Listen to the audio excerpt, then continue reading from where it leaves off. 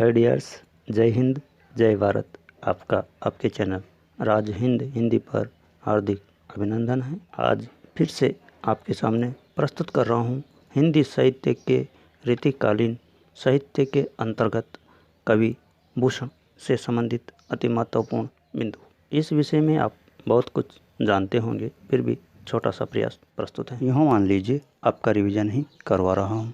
तो आइए हमारे साथ आज फिर से हिंदी के महासागर से कुछ मोती चुन लेते हैं। कवि भूषण।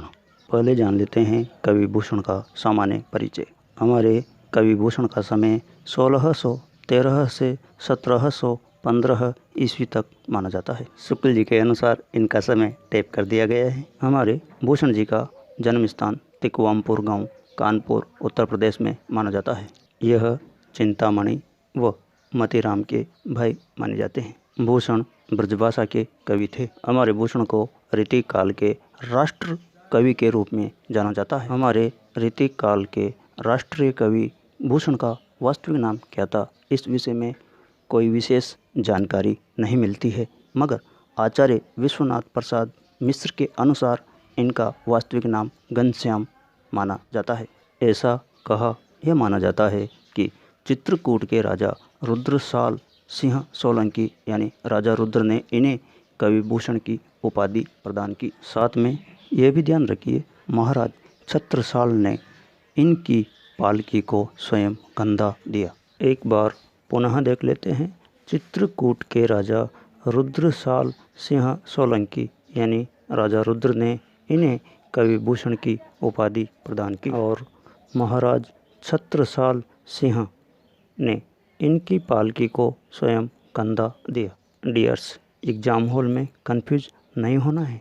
इन्हें कवि भूषण की उपाधि से सम्मानित किया चित्रकूट के राजा रुद्रसाल सिंह सोलंकी ने यानी राजा रुद्र ने, और इनकी पालकी को स्वयं कंधा दिया महाराज छत्रसाल ने। अब जान लेते हैं इनके आश्रयदाता कौन कौन थे। वैसे तो ये कई राजाओं के आश्रय में रहे, मगर मुख्यतः हमें याद होने चाहिए और वो हैं दो, यानी इनका मन शिवाजी व छत्रसाल सिंह के आश्रय में अधिक रमा। यहीं पर ध्यान रखिए, जैसे रीतिकालीन रीतिसिद्ध कवि कविवर बिहारी को जयपुर नरेश द्वारा प्रत्येक छंद या दोहे पर स्वर्ण मुद्रा दी जाती थी, ठीक वैसे ही ऐसा प्रसिद्ध है कि इन्हें यानी भूषण के एक एक छंद पर शिवाजी से लाखों रुपए मिले थे। यानी कवि भूषण के एक एक छंद पर लाखों रुपए मिले थे। अब इनके विषय में विशेष कथन जान लेते हैं।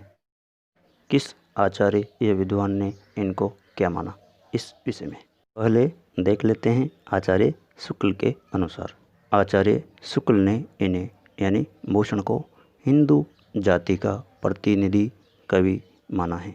एक और कथन हमारे आचार्य शुक्ल जी का देख लेते हैं। हमारे आचार्य शुक्ल के अनुसार भूषण वीररस के कवि भी थे।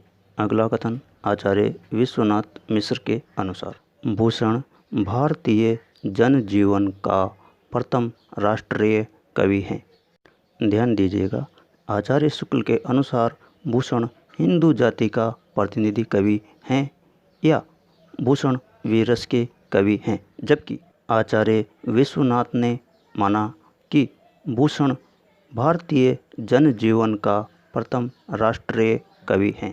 अब जान लेते हैं कवि भूषण की कुछ रचनाएं।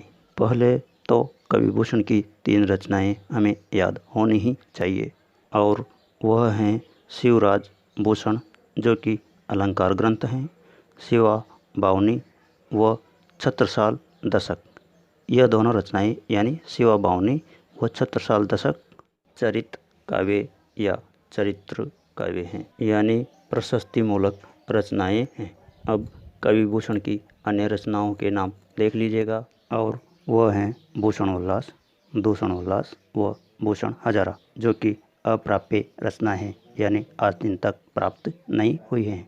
आगे देख लेते हैं शिवा बावनी व छत्रसाल दशक के विषय में अति महत्वपूर्ण बिंदु। शिवा बावनी में शिवाजी की और छत्रसाल दशक में छत्रसाल की वीरता का वर्णन मिलता है। इनके विषय में अगला बिंदु है शिवा बावनी में 52 यानी 52 छंद हैं और छत्रसाल दशक में 10 यानी 10 छंद हैं। या हम यूँ कहें कि शिवा बावनी 52 छंदों की और छत्रसाल दशक 10 छंदों की रचना मानी जाती है। याद रखने के लिए शब्दों पर ध्यान दीजिए। शिवा बावनी, बावनी यानी 52 छंद, छत्रसाल दशक, दशक यानी 10 छंद। एक बार पुनः देख लेते हैं। शिवा बावनी में शिवाजी की, छत्रसाल दशक में छत्रसाल की वीरता का वर्णन मिलता है। शिवा बावनी में 52 व छत्रसाल दशक में 10 छंद माने जाते हैं। यानी शिवा बावनी 52 छंदों की व छत्रसाल दशक 10 छंदों की रचना मानी जाती हैं और ये दोनों रचनाएं वीररस प्रधान या चरित्र काव्य के अंतर्गत आती हैं।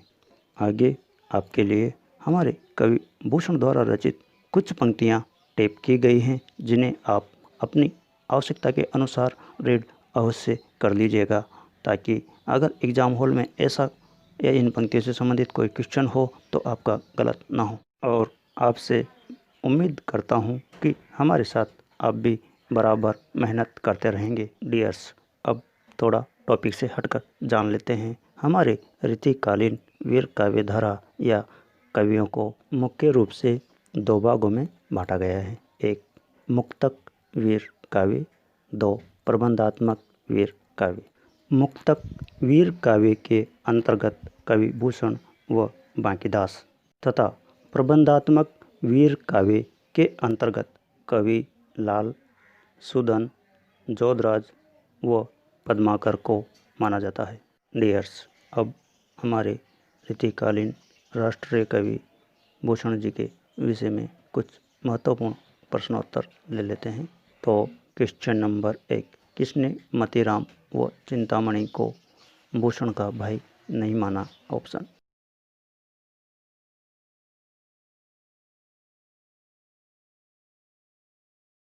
इसका जवाब होगा पंडित भगीरथ प्रसाद दीक्षित ने। क्वेश्चन नंबर 2, मिश्र बंधुओं के अनुसार भूषण का समय क्या है? Option.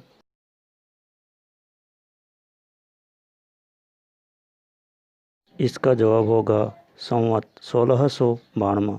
Question number 3, Shukla ji ने जिन्हें हिंदू जाति का प्रतिनिधि कवि माना है को कवि भूषण की उपाधि किसने दी? ऑप्शन।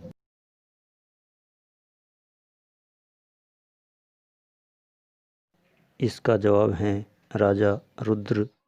क्वेश्चन नंबर 4, कवि भूषण का अलंकार निरूपक ग्रंथ कौन सा माना जाता है? ऑप्शन।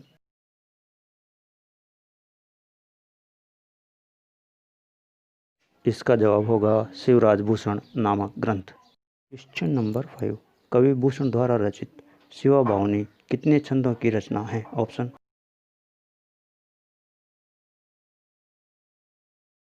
इसका जवाब है बावनी यानी 52 छंदों की रचना। अगला क्वेश्चन है, भूषण द्वारा रचित चरित्र काव्य है यानी भूषण द्वारा रचित वीररस प्रधान रचना है।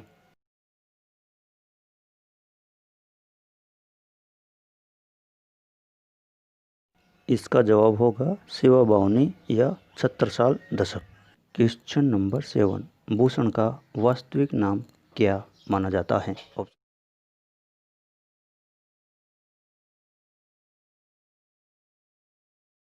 इसका जवाब होगा घनश्याम।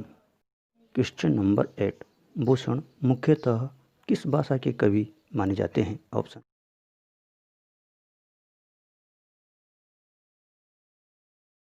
इसका जवाब होगा ब्रज भाषा के। क्वेश्चन नंबर 9, निम्न में से कौन सी कवि भूषण की रचना नहीं है? ऑप्शन।